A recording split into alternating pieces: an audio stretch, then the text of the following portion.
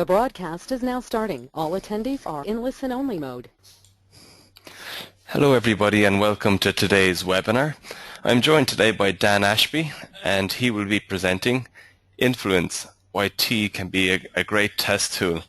So it's a very intriguing topic here. I'm excited to see what Dan has to say. If you have any questions for Dan about this webinar, if any questions about any of the stuff that he's raised during the course of this webinar, you can type them into the discussion that was set up over on Test Huddle here. I'm just going to share a link with you now. And in your chat box there, you'll see a link that'll bring you right into this discussion. So as soon as the webinar is over, we're going to head across there and see what you guys had to say. I'm now going to hand you over to today's presenter, Dan. Hello, Dan. Hi, Dan. Oh, can you see my screen okay? We can see it there now, yes? Yeah, perfect. Hi, everyone. I'm Dan Ashby. So just to give you a little bit of detail about myself, I've been testing for almost 10 years, and I'm currently living and working in London, working for a company called Net-a-Porter, who are an online luxury fashion e-commerce company. And today I want to talk about influence and a bit about my theory on why tea that you drink, or coffee, can be a great test tool. Also, you can see on this slide that I've listed my blog post, which is danashby04@wordpress.com, and also my podcast that I run with Stephen Janaway, testinginthepub.co.uk. You can have a listen to that. And also I put my Twitter ID in there as well, at danashby04. So you can follow me and we can chat more about tea. And as Dara said, I'll be on Test Huddle later on to answer questions and continue the conversation as well. So, and also I want to apologise for my stickman drawing. All my slides are hand drawn today, so apologies in advance. Okay, so one of the many key skills that testers need is communication skills. Do you agree? Let us know in the Test Huddle forum, and we can chat about this more. But I believe that this is a key skill that testers need. We need to communicate with all these people, developers, product owners, project managers, other testers, and anyone else that's involved in the product or the project. So that's stakeholders like users and customers. But sometimes this communication can be difficult. Sometimes we can have difficult relationships with other team members. And some examples of these are with developers. There's some companies that still have the them versus us mentality. Some developers see bugs as a threat and a challenge rather than seeing us as someone that works with them. Customers might not involve us in their communication, or with other team members like product owners, they might not get us involved early enough. And a lot of these difficult communication problems stem from misconceptions that people might have. So let me talk about tea and my theory behind why it's a great test tool. So the power of tea is threefold. We make tea, we drink tea, and we offer tea. So let's talk about making. Get on to Test Huddle and your experiences if you have. Essentially, the water cooler effect is where people gather around the water cooler and are able to have casual conversations. The effect is that it helps to break down barriers. It can help form relationships and build rapport with people. And this can really help with dealing with these difficult conversations that I mentioned previously. And with tea, you generally need to either go and boil a kettle or go and use a tea or coffee machine. So use this as the water cooler effect to strike up conversations and break down barriers. So drinking the tea, aside from health benefits, it allows us to take a break.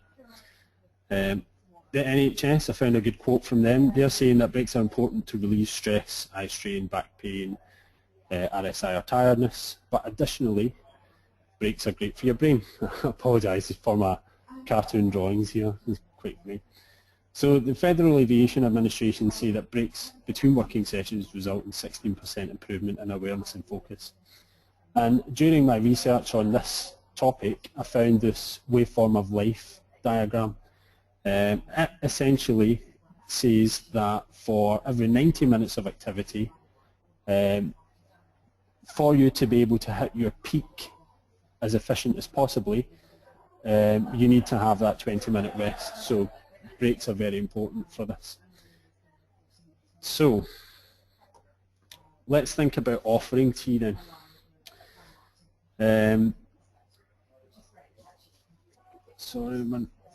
Okay, so I propose that thinking about these difficult relationships, these can all be cured by offering tea for that person. Now, this is where the rule of reciprocation comes into play. And again, I'm keeping an eye on the test huddle. If you've got any experience of this, let's talk about it on there. In my opinion, this is one of the best weapons of influence. The best way to describe it is through this sentence. Have you ever felt obliged to do something for someone because they first did something for you? If you're sitting there shaking your head, it's because this obligation is subconscious as well. So the rule basically states that we endeavour to repay what another person has provided us. So this isn't just for help or aid, but it's for gifts, invitations, favours. It's pretty much anything. If anyone does something for you, it's embedded in us that we reciprocate. And this is shown across many cultures and languages with the term much obliged. That's used in many areas in place of thank you. And studies have also shown that there is no human society that doesn't subscribe to this rule as well. So let me talk about my own experiences using the rule of reciprocation in the software testing world. So in one of my previous jobs, I was the company's first tester, and there was many senior testers in the organisation that hadn't worked with testers before, so they didn't fully understand what the role of a tester was. They didn't think that there was a need for a tester before I was introduced, so they didn't see a need for it after. And I knew that for one of the functions that I was going to have to test, I'd have to work closely with one of these senior developers. And previously, when I tried to approach him, it was quite difficult, this difficult communication that I was talking about before. So I was out for lunch one day, and I fancied a donut, to be honest, so I bought a pack of donuts because it was cheaper, and I decided I would share out the donuts. But when I got back into the office, to delay going to talk to this senior developer, I decided to make myself a tea, and I was looking for a different approach to be able to approach this developer. So I made him a tea as well, just without asking while I was at the kettle, and I was going to use that as my approach to talk to this senior developer. And when I went up to him with 2 teas in hand and a pack of donuts, and I said, made you a tea, here you go, have a donut as well. Then I asked if I could pair with him. Now, fully expecting for him to say no, he actually did the opposite, and he pulled over a chair and was like, of course, yeah, come and pair. And then because that broke down the barrier, because of the rule of reciprocation, that allowed me to then dispel the misconceptions that he had around about testing, and the guy became a dream to work with.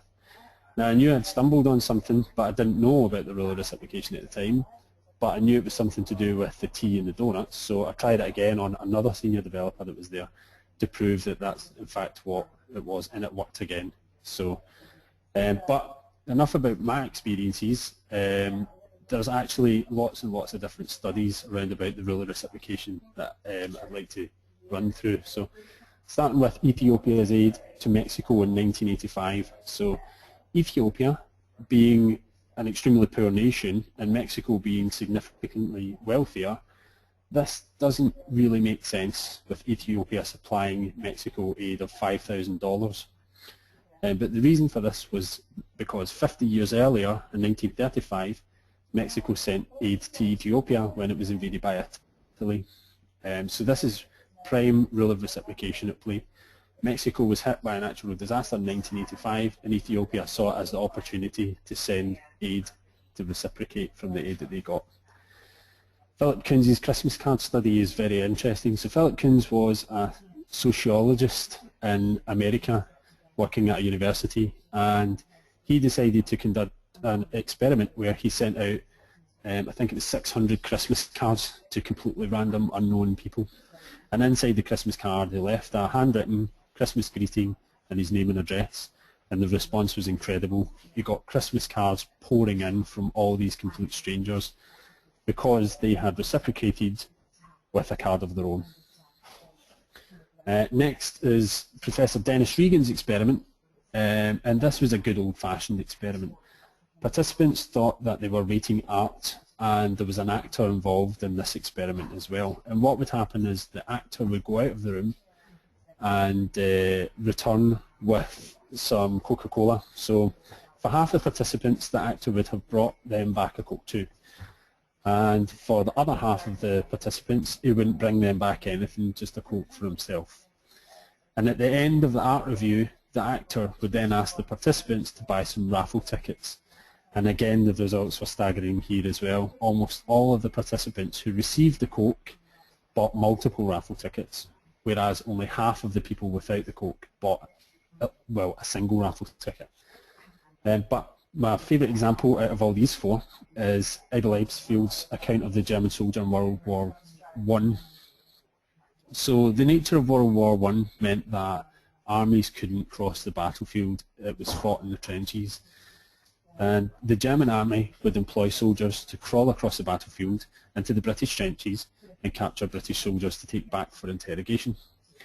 And Eibsfield tells a story of a German soldier who crosses the battlefield and confronts a British soldier to capture him, but all the British soldier has on him is a bread roll, and what does he do? He breaks it in half, stretches out a hand to share it, and the German soldier accepts it. And this action saved the British soldier's life because this German soldier returned to his base empty-handed, and this is all because of the rule of reciprocation. So there are tons more examples of this weapon of influence online and in the book Influence by Robert Cialdini, which is one of my favourite books. So that's where my theory behind the T comes from. So next time you have a difficult team member or you're in a difficult situation with communication, try making a cup of tea. The rule of reciprocation might work, but this isn't the only weapon of influence. So the next one that I would like to talk about is the rejection and retreat technique. And this relates to contrast principle. So let me explain what contrast principle is first. The best way to do this is through showing you an example that I've got on my slides. So the example would be if you place your left hand in cold water and you place your right hand in hot water, then simultaneously you place both hands in a bucket of warm water, then your left hand feels like it's in hot water and your right hand feels like it's in cold water, even although it's in the same bucket. Now, this is, I tried this and it does feel pretty weird, but our brain is affected by contrast principle. And this is a phenomenon that happens with everything. It's not just putting your hands in water. It happens visually. The only thing that it's known not to happen for is the weight of objects. Now, how this relates to rejection and retreat. Here's a real-life example with me and my fiancée, actually, where I really wanted to watch the film Lord of the Rings, but I know that she doesn't like that film. So if I was to ask her, she would just say no. So what I actually do is I know that she hates Transformers more. She really doesn't like sci-fi movies with robots. So that's what I pitch first. This is my rejection that I know I'm going to get. So I ask if we can watch Transformers. She out flat rejects it. So then I go in with my next pitch. Okay, how about Lord of the Rings then? So this is where the contrast principle is now affecting her. So she's automatically got sci-fi with robots in her brain, and she's seeing Lord of the Rings as better than what she would usually see it. So she agrees to that, and that's the retreat angle that she's taking. So rejection and retreat. So that's another really good influence technique that worked for me with my fiancée anyway. So where might this be applicable on a project for testers? Well, anywhere that buy-in is required. So this could be with trying out new tools, or if you're looking to go on a training course, or coming along to EuroSTAR, or if you're looking to pitch ideas or just influence change, then this would be a useful technique to use. Social proof is the next influence technique. So maybe the applause gives it away here. If not, this quote will. The draw of the crowd can be devilishly strong. So this indicates that we all like to follow the crowd. Popularity is appealing for us. And we are blind to this every single day. Here's some examples to how everyone is blind to this. So the queues outside clubs. So even if a club is half empty inside, they'll employ this technique so that it looks busier outside, so it's more appealing for us.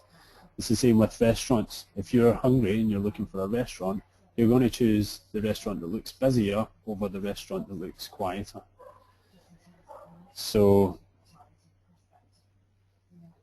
this is, it doesn't mean to say that the restaurant's going to be better.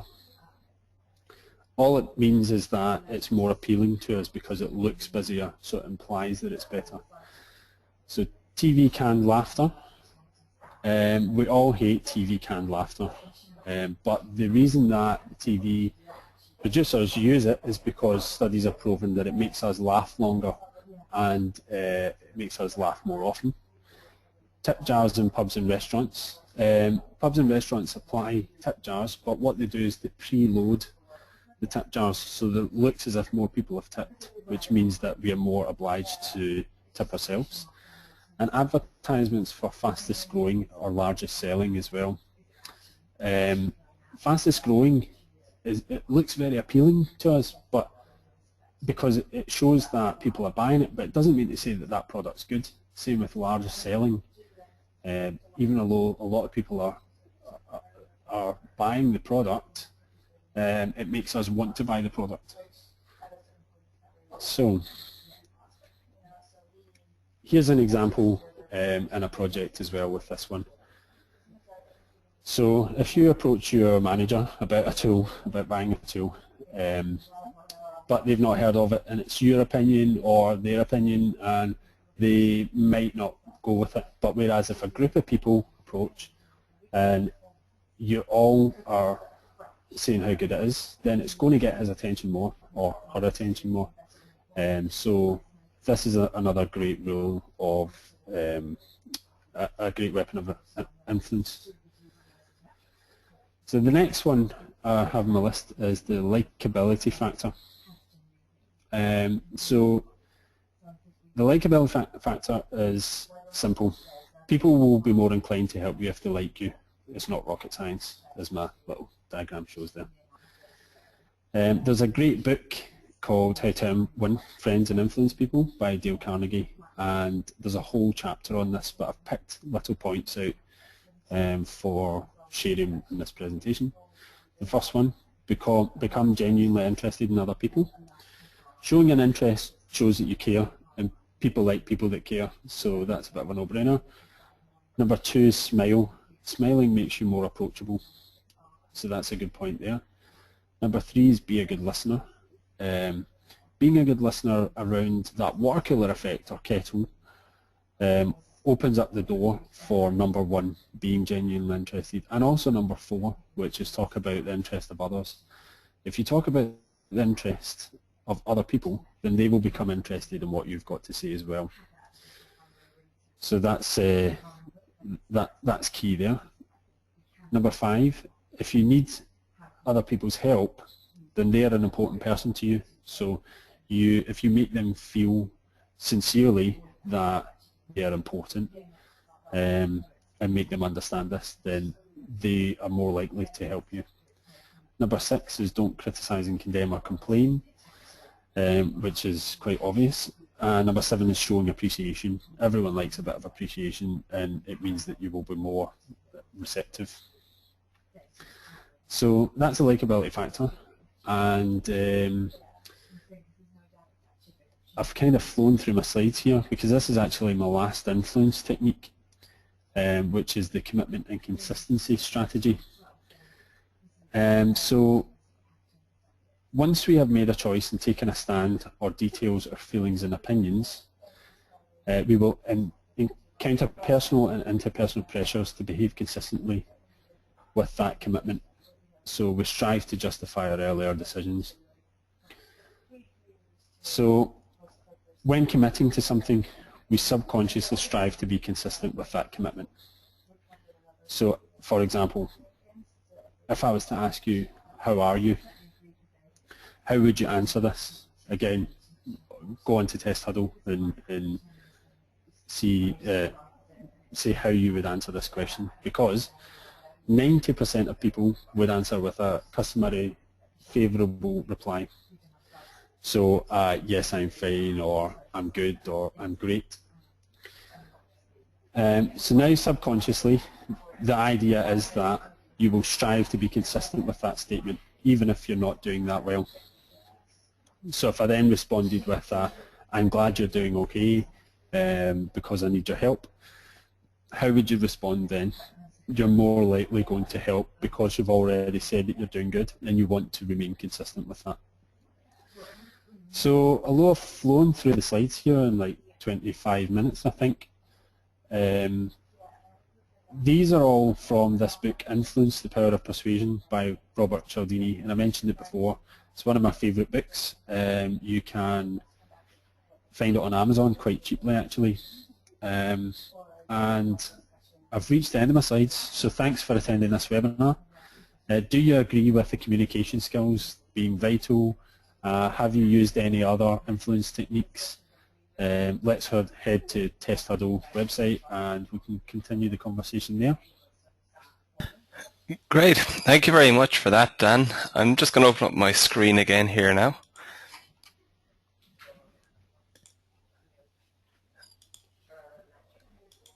You should see that by now.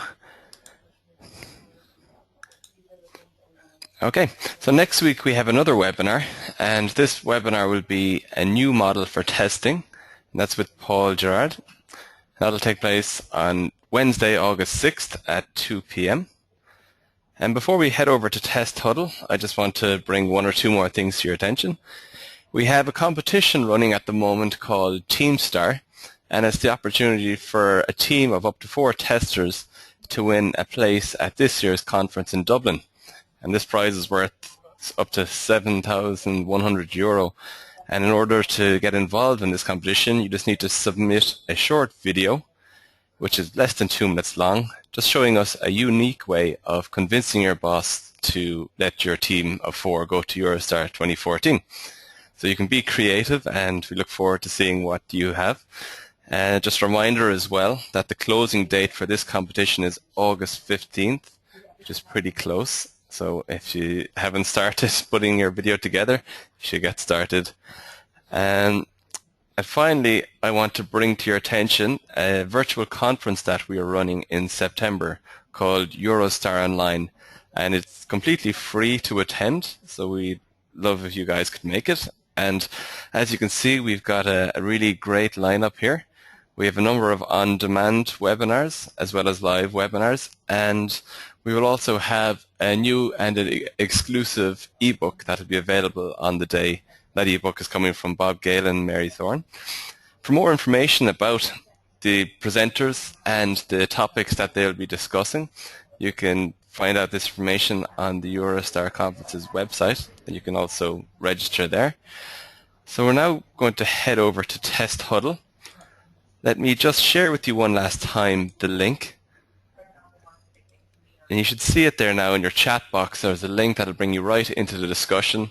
And also, if you just visit the Test Huddle website, you'll see the slider there will bring you directly into the discussion as well. So thank you very much again, Dan. It was a really interesting webinar. I wouldn't quit your day job, though, as a tester. I'm not sure if you're cut out for an artist just yet. But I also enjoyed your examples there. They were great. So we'll see what questions come through for you now. And thank you all to the attendees for coming today.